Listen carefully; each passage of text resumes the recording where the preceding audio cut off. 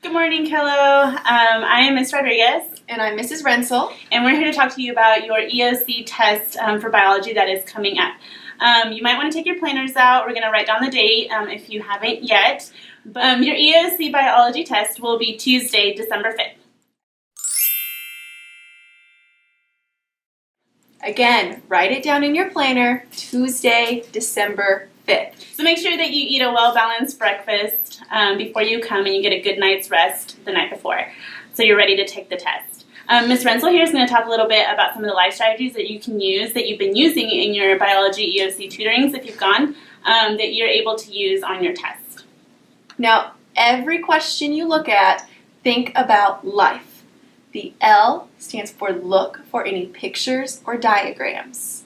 The I is to identify keywords. And remember, keywords aren't just vocabulary words.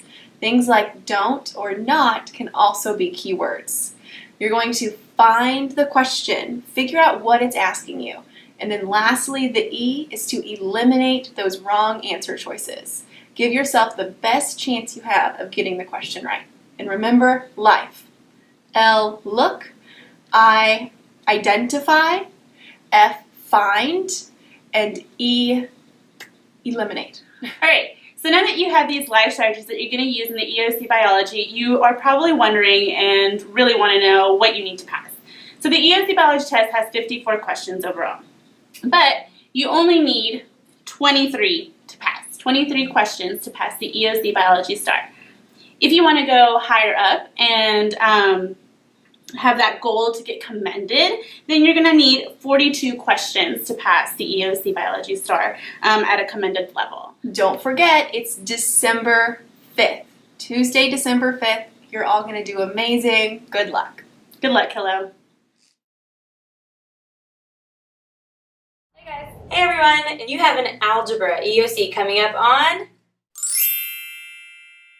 And I'm sure you're wondering, how many questions do I need to pass? Tell them how many questions I need to pass. In order to pass, you need to get 24 right. That's only about half of the question. And now maybe you're shooting above and beyond. Maybe you're trying to get our new level exceeds. That's really just commended. That's 42 questions right. 42. So you can miss about 10. Okay. Next up, let's talk strategies. If the answer choices are graphable, make sure you graph them. So if all the answer choices look like functions, and you have a calculator or an iPad, then graph them. Great idea. If you enjoy having graph paper, make sure that you tear it off of the front cover. Or if you like having your formula chart separate from your test, make sure you tear it off the front cover. It's going to be available to you. You want to tell them more about the iPad? Yes, so you need to come with your iPad fully charged. If your iPad magically dies in the middle of your test, you cannot charge it. Okay, so your teacher is not going to give you a charger and say, oh, just plug it into the wall. Once your iPad dies, it is dead and you cannot use it. So please make sure that you charge it before you go to bed the night before. Also, morning of, make sure you have no password on your iPad. If you want to use Desmos, you have to follow the rules, and our rules say you need to show up with your iPad charged, and no password, and you have to have the Desmos Test Mode app at the bottom home screen of your iPad, okay? So charged, no password, Desmos Test Mode app. With all of these resources, you're going to do great. We believe in you. Good luck.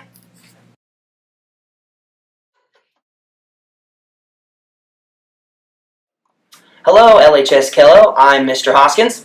And I'm Mrs. Dierschke, and we're here to pump you up about the EOC English exam. So, we're here to give you a couple tips that hopefully are going to lead to you getting 1 to 2 to 3 more questions correct. Because in my experience, the students who have to repeat this test, it's not because they were far off. They just were 1 to 2 questions away. So hopefully this video is going to give you some tips that helps you get those 1 to 2 correct. So the first tip we want to start with, the dictionary is your best friend on this test. Now, just to let you know, you have your options of 2 dictionaries in your testing room. The red old school dictionary or the yellow student-friendly dictionary. Oh, what do I choose? We are trying to tell you to choose this dictionary. This is the good one. All right. Now, how am I going to use this dictionary? This is how. You're going to look up any word you don't know. Any word? Any word. You have 5 hours, if not longer for some of you who have extended time. You have all the time in the world to look up words you don't know. Here's an example. Let's say you're looking at a question, such as I have here, and it says this. In paragraph 11, the author uses personification to show. What does personification mean? I know we took notes on it, but I can't use my notes on this test. What do I do? How about I look up personification? And if I do, it's going to say giving human qualities to non-human things. Oh, now I know what to go back and look for in the text because I used my dictionary. What's another tip? Well, another tip for vocabulary that's unfamiliar is you guys have been hearing about context clues for many years. But did you know sometimes they actually give you the answer in the passage? What? I know. I was shocked. I'm like, how are they testing kids if they just hand out the answers like candy? But they actually do. One thing that they give you is something in the form of an appositive. For example, this sentence says, the vaquero wore a sombrero, comma, or large hat, comma. That tells me that this is renaming this. So they actually, if you see a comma and an or after a word that has been bolded or italicized, it means, here's the definition, you're welcome. And if that was not enough, at the very end, they even give you a context clue on top of his head. So we know that a sombrero is probably not a pair of boots or spurs because of where it's located. Another trick is to look for words you already know inside words that you don't already know. For example, the word autonomy. You're like, I've heard of an autobiography. I've heard of an autograph. And so I think, what do I remember about auto? Oh, it means self. So if I know the Latin or the Greek root word, I can figure out by taking off the suffixes and the prefixes and saying, oh, this must have something to do with self. And then if that doesn't help me, ding, ding, ding, ding, our friend Mr. Dictionary will take you the rest of the way through. And the other last tip for reading comprehension, we can't stress this enough. Before you choose F, G, A, B, C, you can only know for sure that that answer is correct if you can find relevant text evidence in the passage that proves it. For example, this question says in paragraph 11, the first thing I need to do before I choose F, G, H, or J, I need to go back to paragraph 11. And I box in paragraph 11 so I don't look outside of paragraph 11 for that question. Exactly. And then now when I look in paragraph 11, and then we're looking for the personification, which we used our dictionary to define, we know it's human qualities to non-human things, I've now identified that personification. What is it? The demon iPad beckoned silently. An iPad can't beckon silently. It's not a human. Only humans can. What must that mean? I'm going to look at my choices. And if I choose F, that has the power to tempt him, well, then I need to be able to prove that. You got to prove it, prove it. You got to prove it, prove it. You got to prove it! Now you will never forget. You have to prove it, all right? And text evidence proves your answers. We can't stress that enough. Also, when you look at your test, some of your questions will have a sentence stem. How do I know it's a sentence stem? Because it will have a hyphen or dash at the end of the sentence. That means that this sentence is not a complete sentence, and the only way to make it complete is to try each of the answer choices with it. So every time you come to a new answer choice, you need to go to the beginning of the sentence, read the stem, and then continue reading until you get to your ending punctuation. That way you'll have some context for your choices. And then now, Mrs. Deersky, the whole test isn't just reading comprehension. No. They're going to have editing and revising questions. What tips do you have to help students with editing and revising? Well, if you don't have grammar OCD like I do, there are some tips that you can do to help yourself. So, for example, one of the most asked types of questions are subject-verb agreement. We all know that if we have a singular subject, we have to have a plural verb. And if we have a plural subject, We have to have a singular verb. So how can I do that when they throw in all the extra words in between the subject and the verb? Well, first thing is, anything that's a prepositional phrase, I just cross it out. I don't even look. I'm only interested in the subject and the verb. And so another trick is, if you are having trouble figuring out which one it goes with, you can change the subject into a pronoun. Remember, pronouns take the place of nouns. So for example, Mr. Hoskins, what would be the pronoun for the girls? Maybe you could say they. They. So would it be they seem or they seems? If I know plural needs the singular verb, seem without the S is singular, that's what's going to fit. You are doing so well. Let's try the second one. The man. What would that pronoun be? Maybe he? He. Okay, well, he seem? He seems. He is singular, so the plural has to be the verb, so seems with an S. That's correct. The other thing was to remember all of those spelling rules that you've been learning since kindergarten. I before E except after C. And Mrs. Deersky's number one rule, never, ever, ever put an apostrophe in a plural. No plural needs an apostrophe. It's ridiculous. Now, the last thing on this test is writing the essay. My favorite part. What can we say about the essay? One thing I can say is it tells you in the bullet point, you must clearly state your thesis. That is the heart of your essay. If you do not have a clear thesis, you cannot get a score high enough to meet level 2. So how do we write a clear thesis? Super simple. Take the prompt as the first part of your sentence. If the prompt is, explain how people can work together to make a difference. My thesis will start, one way people can work together to make a difference is. So rephrase the prompt as part of your thesis. That's how you make it clear. Well, what about awubis words? You've heard this, awubis words. Fanboy words. But fanboys and the TOMA, we have all kinds of acronyms. So how does this improve your writing? It gives you varied sentence structure. We can't write simple sentences for your whole essay. They're looking to see if you can write high school level sentences. Yes. How do you write high school level sentences? You use commas correctly. So remember your awubis words, and remember that we got your back. You can do this. We are going to be behind you 100%, and you are smarter than you think you are and stronger than you know. All right, do your best, farmers. Well, good morning, farmers. Good morning, farmers. What a great year it's been so far. It's a fast year.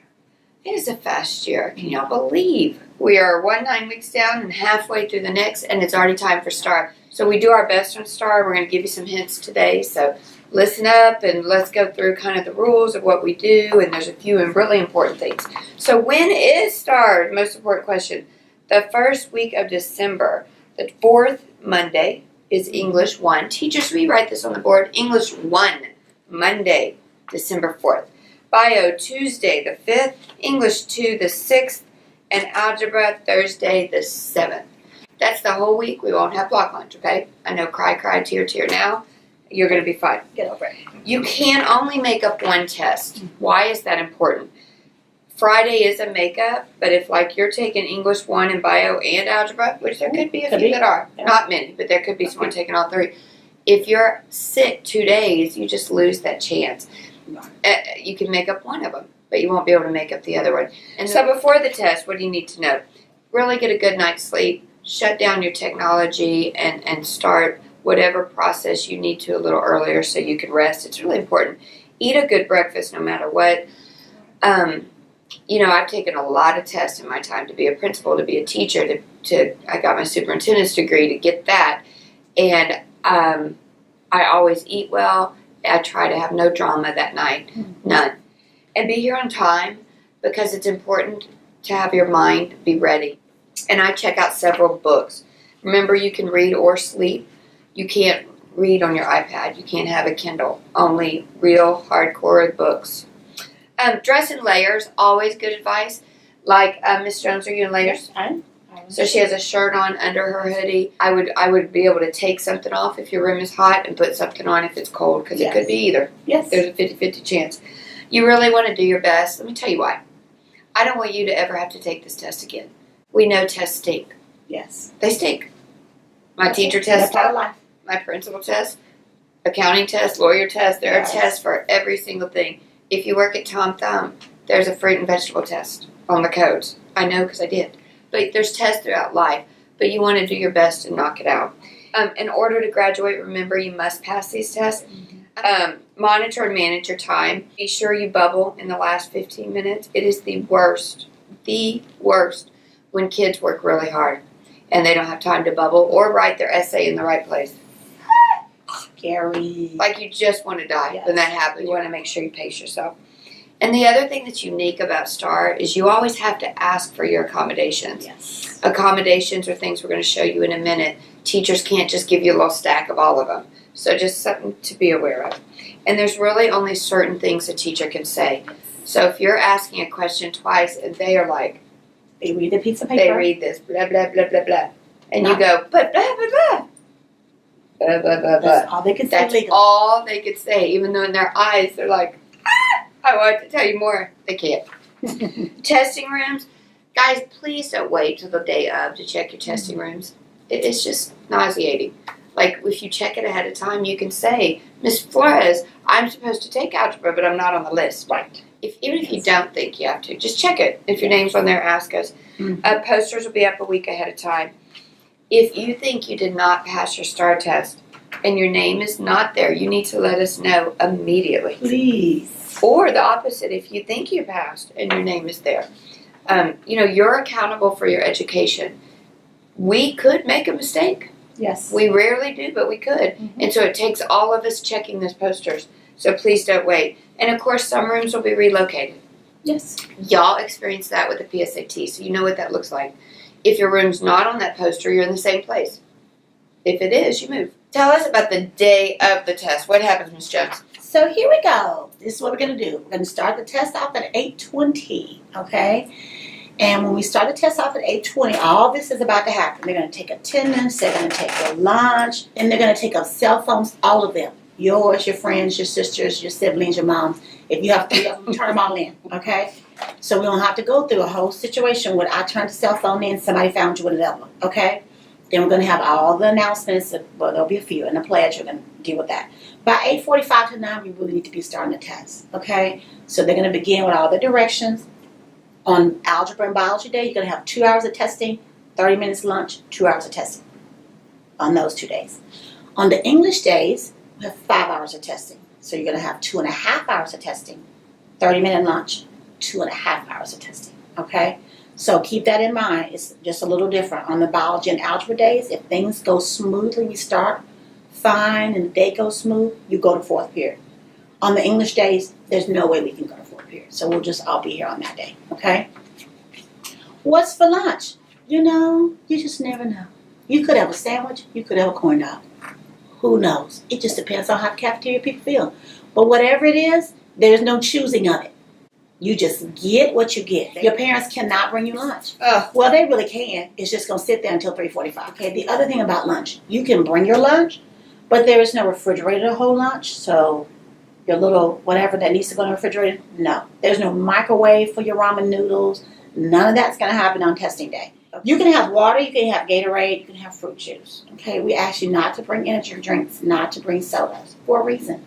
Because then you're all wired up and you can't be still. Now, I want you to bring your own bottle of water. But I know, sometimes, you get here and you're like, oh my gosh, I left my water at home. We do have emergency. We don't have a bottle of water for every person in the school. But we do have water because the kids say, I walked out the door, I left it in the car, my mom couldn't bring it back. Okay, fine, we have it. Look, what do we get, Miss Flores? Not many schools give these. In fact, I don't know any, to be honest. Right. And the main campus kids sometimes contact me about these things. Mm-hmm. I buy you earplugs. Why are these great? Because sometimes in testing you need to block out all that noise of people going to the bathroom. Someone has the sniffles.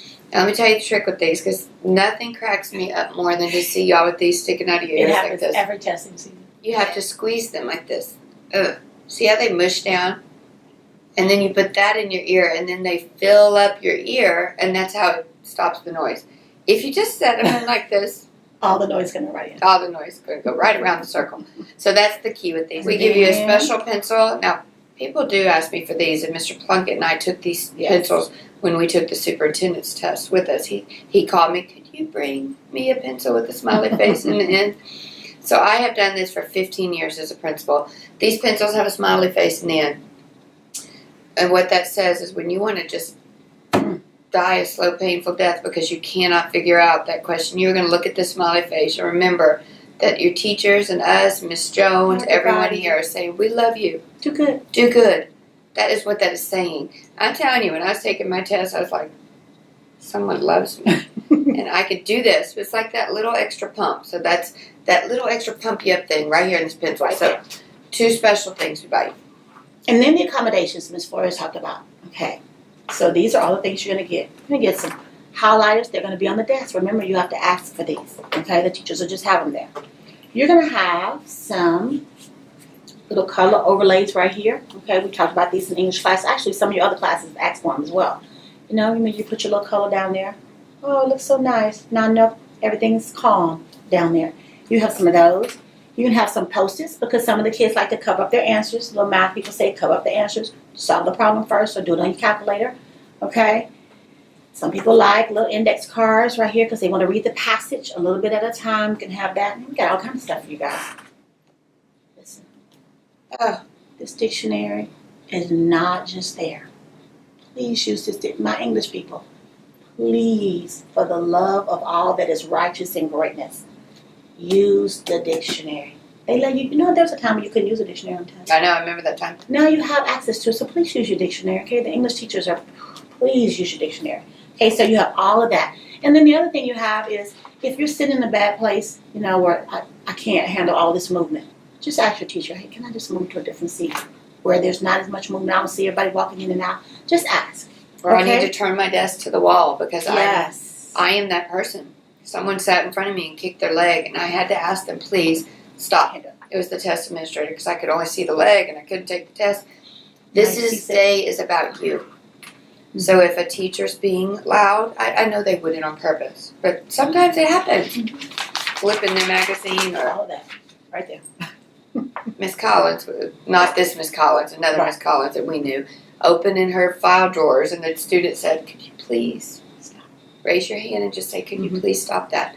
This day's about you. Ask nicely, but we want it to be successful for you. I promise. If anyone's being loud, they're not meaning to, but just speak up. We want it to be good. And so for your test, I'm going to give you an approximate number that you need to get right. Because at this day and age where we are, there's about 5 different test versions out here. When you started, I took algebra in the 8th grade. I didn't take algebra in the 8th grade.